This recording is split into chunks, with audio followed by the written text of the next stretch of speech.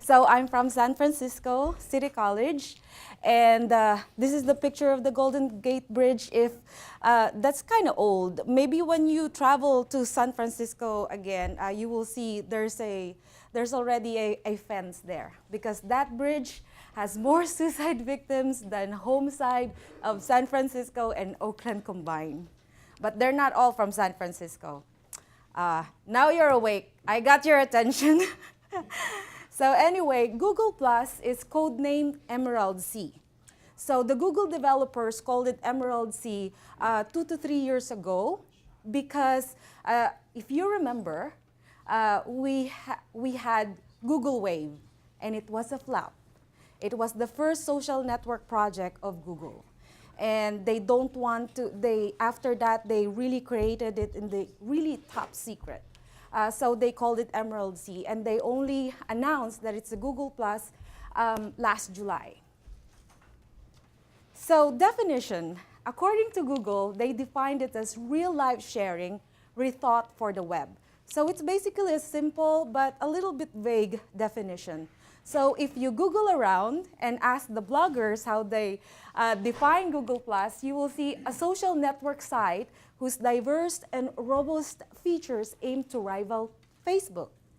And if you Google more, what does this really mean? And visually, it looks like this.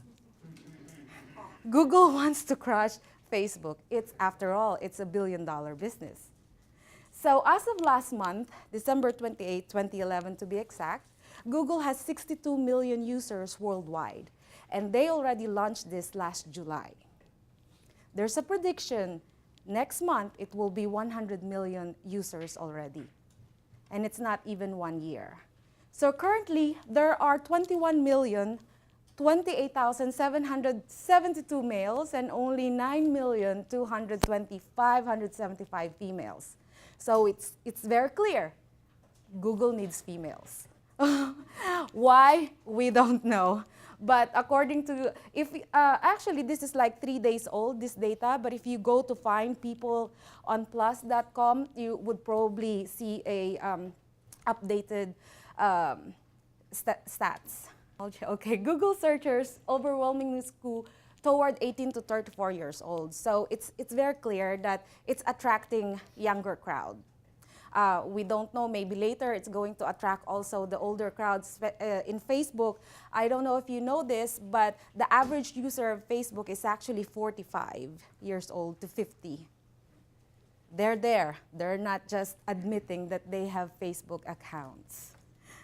So, okay.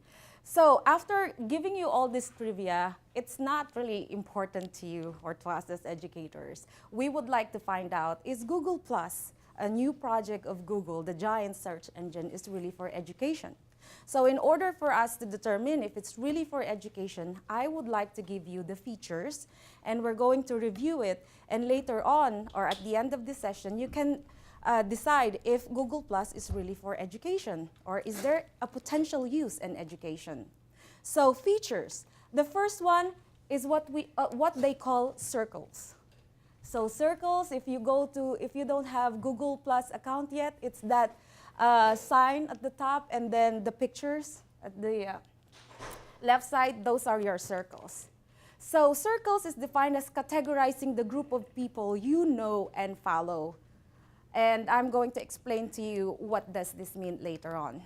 So these are samples of my circles. I have a lot of circles. So I have 201 people in tech industry, Moodle, because actually I'm also Moodle QA and tester, and also Moodle course designer and course developer at Golden Gate State University in San Francisco. So I follow a lot of Moodlers in Google+.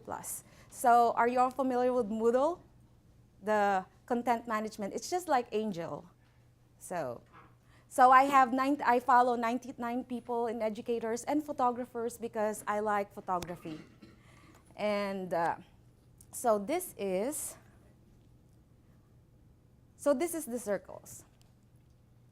So as you can see there, actually there are faces in that circle, and it's really cool because it's it's very interactive.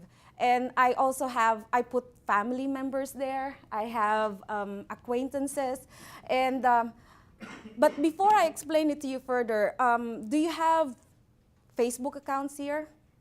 Okay, so circles, the thing with the circle in Google Plus, you can follow the status of the people you follow or the people in your circles.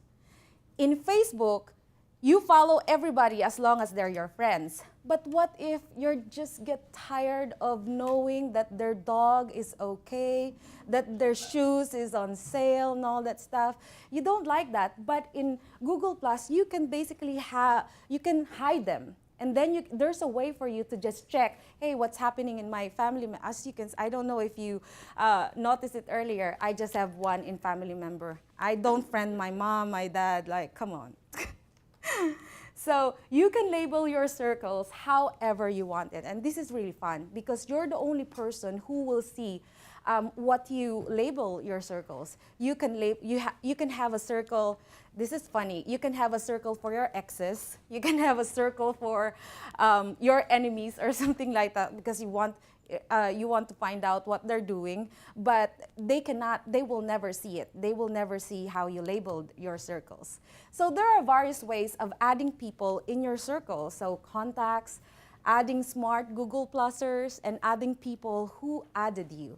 So I know it's a little bit vague and unclear at the moment. And by the way, before I continue, please raise your hand if I'm going too fast or my accent is not really clear.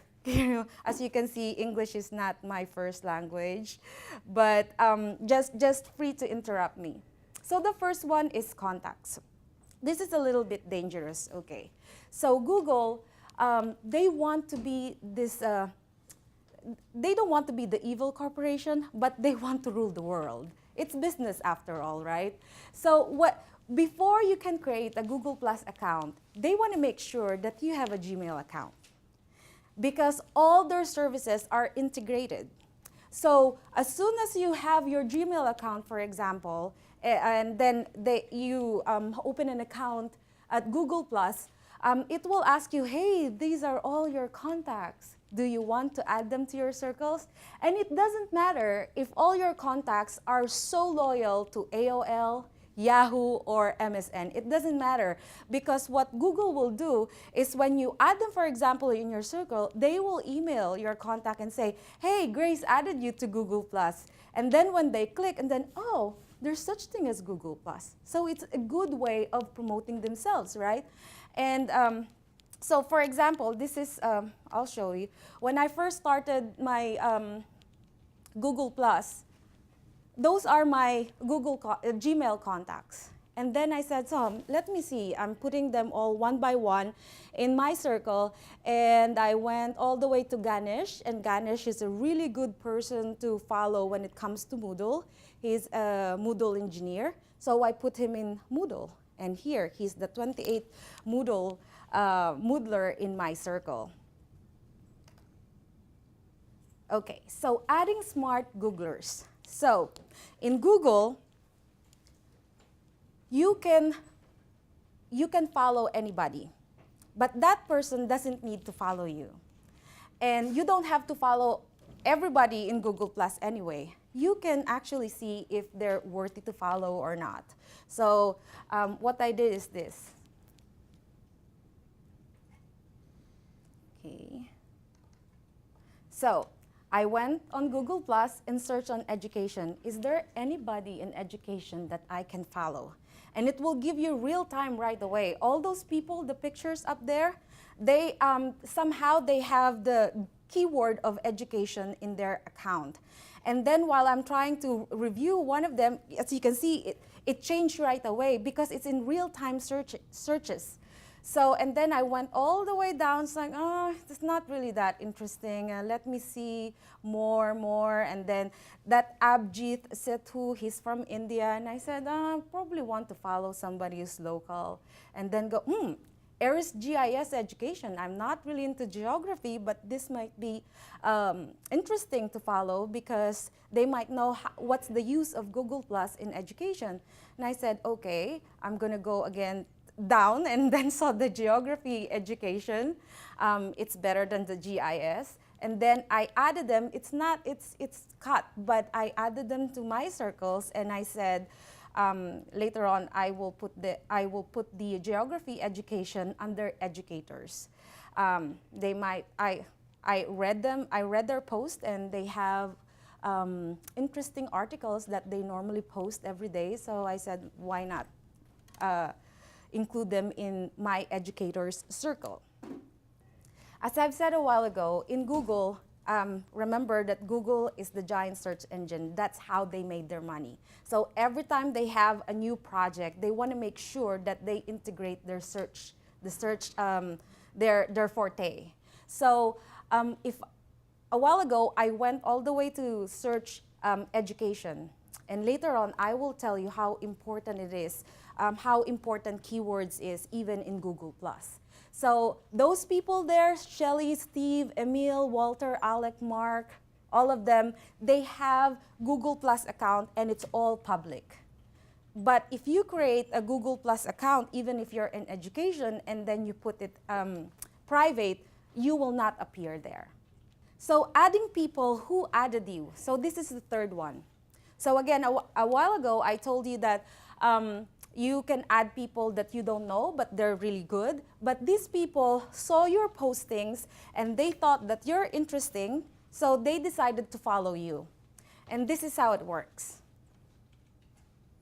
By the way, they could be your stalkers as well, so be careful.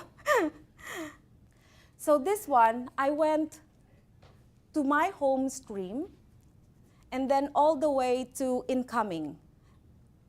It's cut. But incoming, you can see all the people there who added you, but you haven't added yet. So they have their own circles. Google put them in a separate bucket for you to check later on.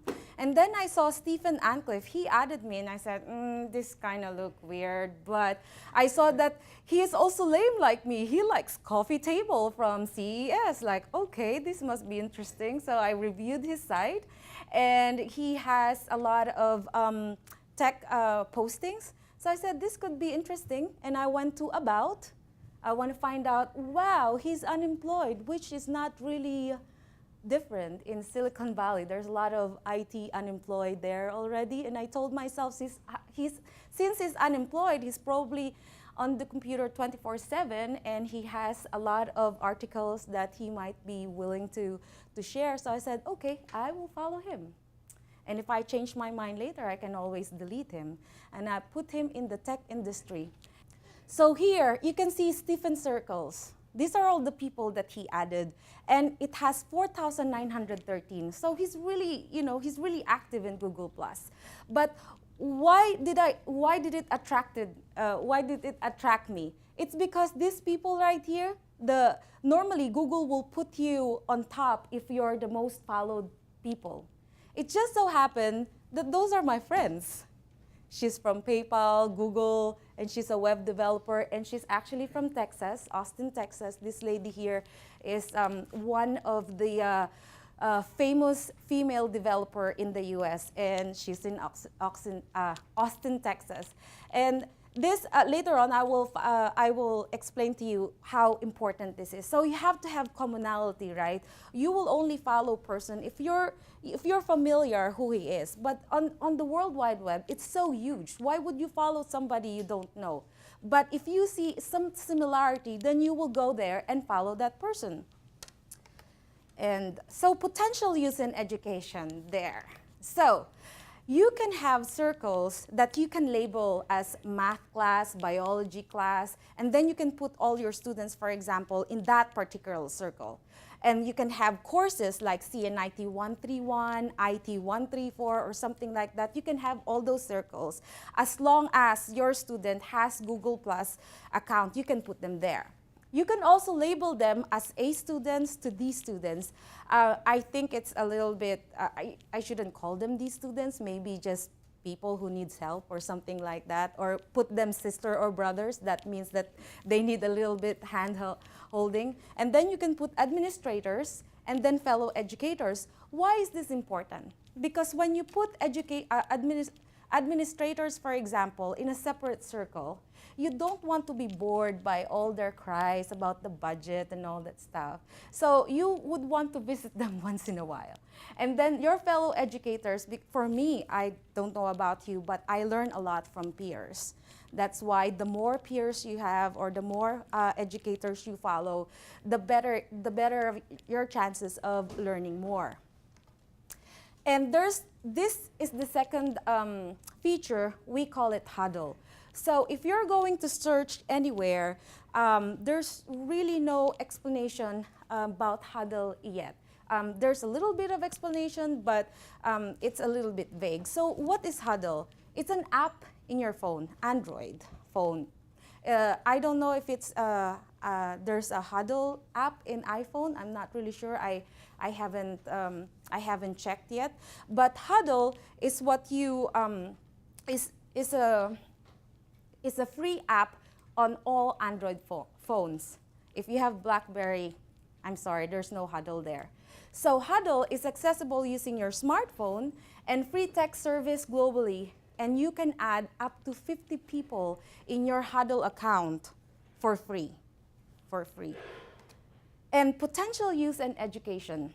Before I go there, so let me explain to you. When you download the application, the Huddle, you can basically text any of your friends, or not friends, any of your students anywhere in the world, as long as they have Huddle account or as long as they have Google Plus account, okay? And what is the potential use in education? Free bulk text messaging to your students about additional assignments, emergency notices, etc. I used to work for the provost office, the vice chancellor in City College, and every morning I would receive some notices from the faculty members that they cannot make it. Sometimes it's so urgent that they're supposed to advise like at least 24 hours ahead, but it's so urgent that they would just advise in less than 30 minutes or 1 hour. And for me, I have to call the assistant and, hey, can you go to this building and post that this class is canceled?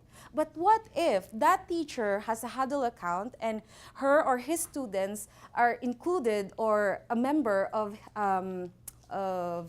his or her Google Plus? All you have to do is text, I'm sorry, our class is canceled today, and all of a sudden it will be in your student's cell phone.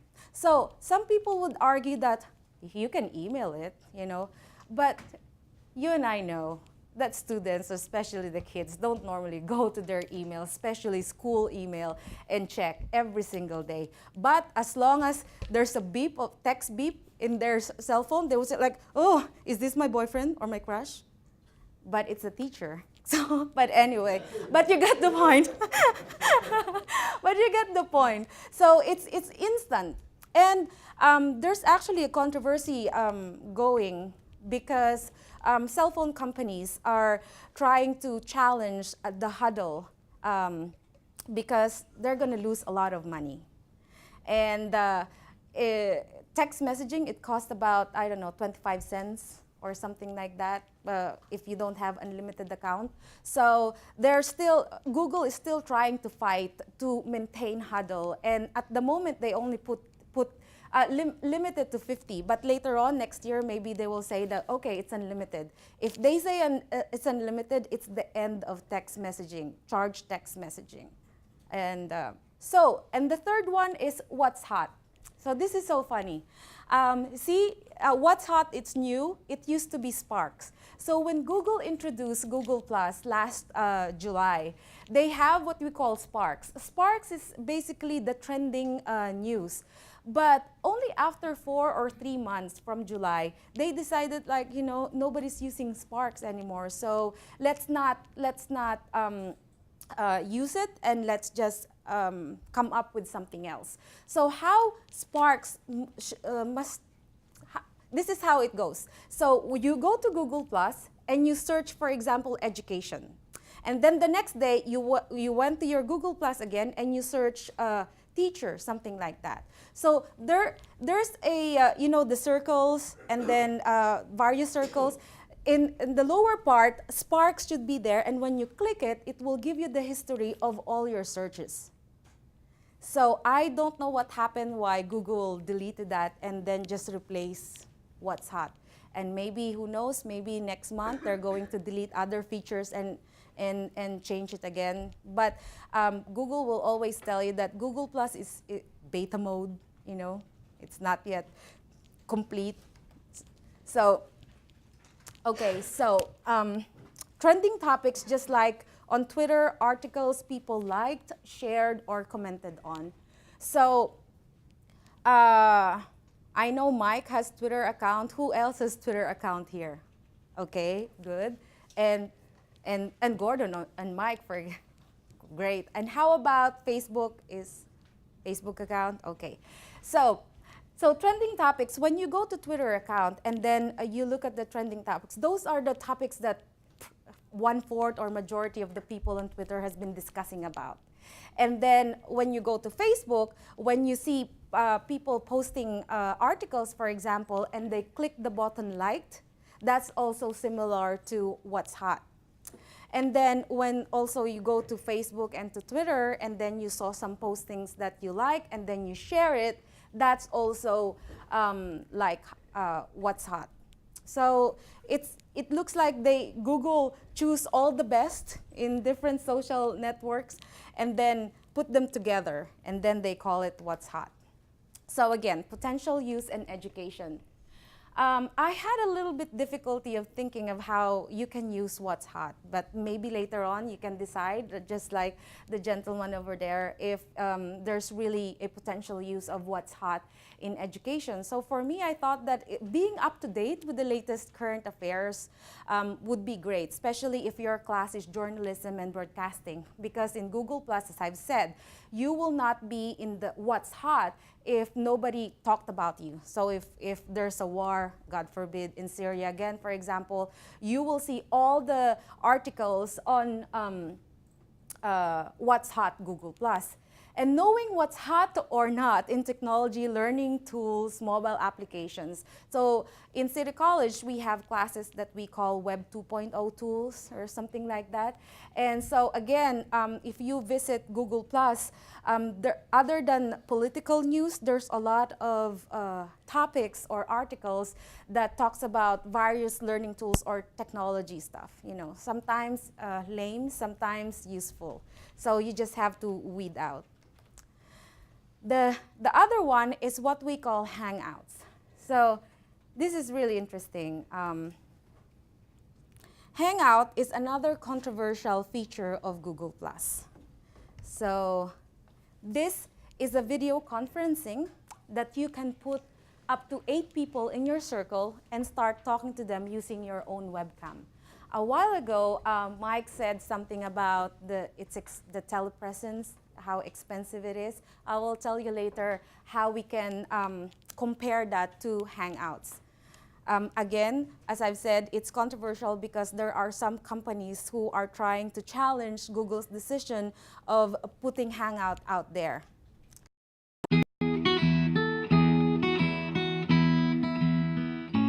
I know, I love it. I wish we could go back to those times when nothing was planned, because I think you can let things unfold.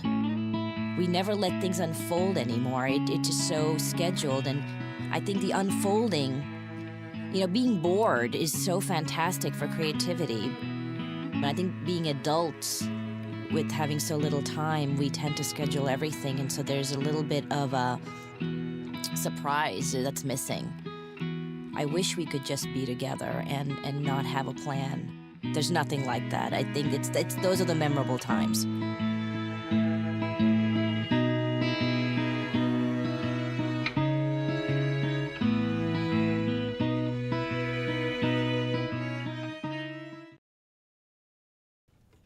So, does it look familiar? It's like Skype, right?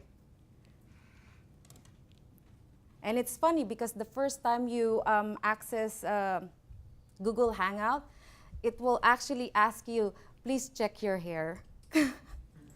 And I said, like, wait a minute, I'm not talking to anybody. Why am I fixing my hair?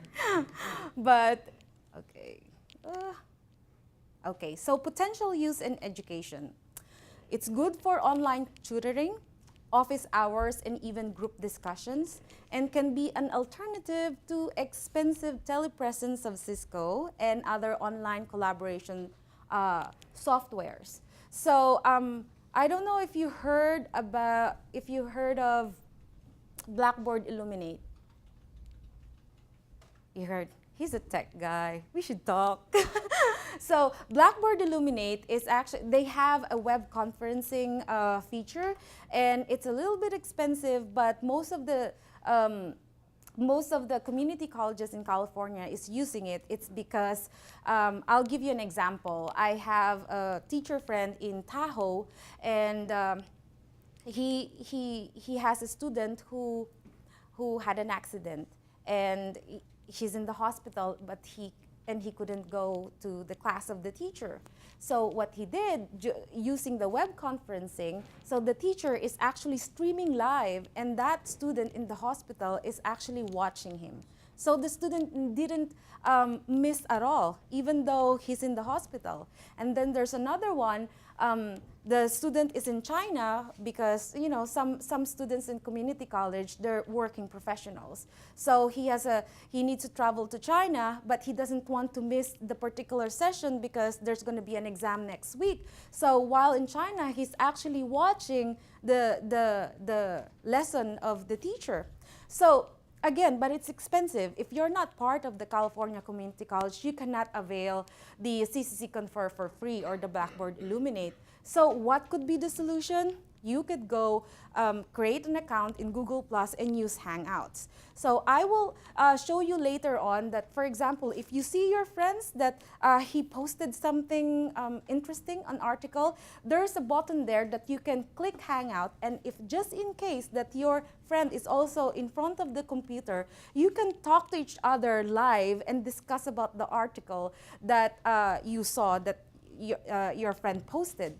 So there's a little bit of catch here. You have to install Google Video Plugin, which is actually free, and it's very easy. That one of the uses, for example, is you can have a group assignment for your students, and then they can all hang out and talk to each other. Even there's one person lives like 20 miles away from each other, and the other one is 100 miles away, and then they can all collaborate and talk what should they do to accomplish your assignment. And as a tutor, for example, as a teacher, sometimes you're traveling somewhere, or sometimes you have an important thing to do, and that you cannot attend your office hours in the school. So what you can do is you can invite your student to hang out, and then you can start you can start asking your student what is the problem and all that stuff. It's just like Gcast. The Gcast for the writing class, that you can tell your student, okay, this is where you commit mistake and all that stuff, but the only difference is this is in real time. So no recording, you don't have to record it. You are basically interacting with your student and explaining to the student what is wrong, or how can he or she improve the in your class. So the other feature is instant upload. Instant upload is actually self-explanatory. So it's for uploading photos and videos from your phone or desktop. Again, if you have a Google Plus, if you have an Android, you can upload the photos directly to your Google Plus account. And potential use in education. So artwork critique. This is actually very interesting. I got this idea from an art teacher in not in Orange County. There's another place next to Orange County, California, or community college, but she's an art teacher, and she said sometimes what she would do is tell her students to go around, wherever you want to go, and then if you see a very nice art, take a picture of it, and then send it to me, and then comment why did you like it.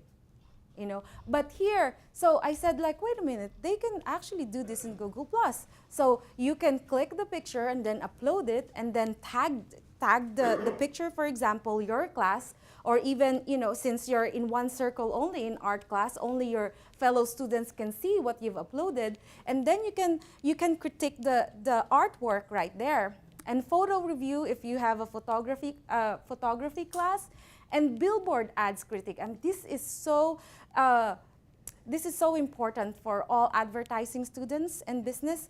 Like every single time you walk outside the classroom, you see billboards, and because in advertising they always teach you like your mind should always be trained on what works and what doesn't work and why this thing works. So for example, if you have your cell phone already, you can just take a picture of that billboard and then post it in the class, and then again critique or comment why you like that particular ad or billboard. So additional features. Okay, 5 more minutes. Additional features, sharing. Sharing is another controversial feature of Google+. So I put there SEOs, so that means search engine optimizations. So for those of you who are not really familiar of search engine optimization, this could be explained like if you have a product, or if you have, just simple, if you have a product and you want to promote it, in order for you to be visible on the web, or in order for you to appear for the first 3 or 5 searches in Google, that means that you have a lot of visitors already. People has been accessing your website, and you've been, people have been talking about your product every single minute or every single second. So that in order for you to rank high in the search engine. And there's various algorithms, and I'm not going to bore you about the explanation, but sharing is actually what the CEOs is thinking that could kill other search engine optimization organizations or businesses that's been charging so much in order for your business to rank high. You know why? Because if you have a very credible or important product, and it's really useful, for example, you don't need a company, you don't need to go to that company in order to help you rank high. All you have to have are friends in Google+, for example, and they will keep sharing and sharing and sharing your product. And later on, I will demonstrate to you how sharing works and hashtags. Are you familiar with this sign? The pound sign, yes. In the World Wide Web, this is very important, because every time you see this one, that means the next word is actually a keyword. And that's very important when it comes to searches. So, +1. +1 is when you go to Google+ and you like the article or the post, the picture. Sometimes it's nice, sometimes it's important article, but sometimes again it's lame. You click +1. When you click +1, and your friend, for example, it's his first time or her first time to go on Google+, and he saw this article and there's like 200 or 800 people already +1, then that person will go to that article and see, hey, why is this famous? So if you have a lot of +1 in your posting, then that posting will go to what's hot. Again, it's all interrelated. What's hot, and then the sharing, and then search engine. So they already thought about it. So games. I haven't really played with all the games available on Google+. You see the next to the circle on your right side, next to search Google+, that's the sign for games on Google+. And when you go there, you will basically see a lot of common games that's being played on Facebook also, like Cityville, something like that. But what I really want to see, the reason why I didn't, for +1 and sharing, I didn't see potential use in education, because for games at the moment on Facebook, on Google+, I don't see any potential use in. So If we can find more serious games on Google Plus, then that's the only time that I will see any value. At the moment, the games there are not really that interesting. And conclusion, so student collaboration and engagement. This is what we've been talking about. As educator, it is very important for us because we don't want to bore our students. So, but student collaboration and engagement, Huddle of course for the text, and Hangouts for the telepresence and games. Hybrid learning is similar to telepresence and Blackboard Illuminate, just like what I've said earlier, and it could be integrated in your class, and that's when we say, I know, you all know, when we say hybrid learning, it's a combination of a face-to-face and online class. Later on, you can go ahead, because I don't think we have enough time, you can go ahead and check how you can create account, because it's really simple. And I am going to post this online. There's a bunch of resources that you can check and see. And thank you very much for playing. And by the way, last one. This is how powerful Google is. On my way here, I said, I gotta take a picture of this. I flew Virgin Airlines, right? And Virgin Airlines, it's one of the, modern aircrafts. It's really cool. And before I went in the aircraft, there's a lady there that has Chrome, and Chrome is owned by Google, right? They said, hey, do you want to go online and check your emails? I said, yeah. And do you want to take a Chrome netbook for free? So we're not going to charge you? Like, heck yeah. So for all, 2.5 hours on the plane, I'm Googling using Chrome that Google gave for free. And as you can see, on my way to Texas, and I was texting, texting Anne, and I said, hey, Anne, it's so bumpy, I'm so scared. And then Anne said, yeah, you're just trying to boast that you're on the airplane and you have an internet connection. And then I go on Facebook, I just brag about it. And then later on, I realized, wow, this is working. So the Google is actually trying to control most of the stuff that you're doing. And they want to use you as a promoter. They don't want to pay a lot of people to promote them. It's you. And the reason why I said I am not going to promote Google+, we're just going to review it, it's because really as an educator, we cannot be close-minded. Whatever is new, try to see if it's possible, if we can use it. And if not, then it's okay. At least we tried it, we checked it. And yes, Google might really be the evil corporation that everybody's gonna hate, but at least you know who your enemy is, right? Thank you very much.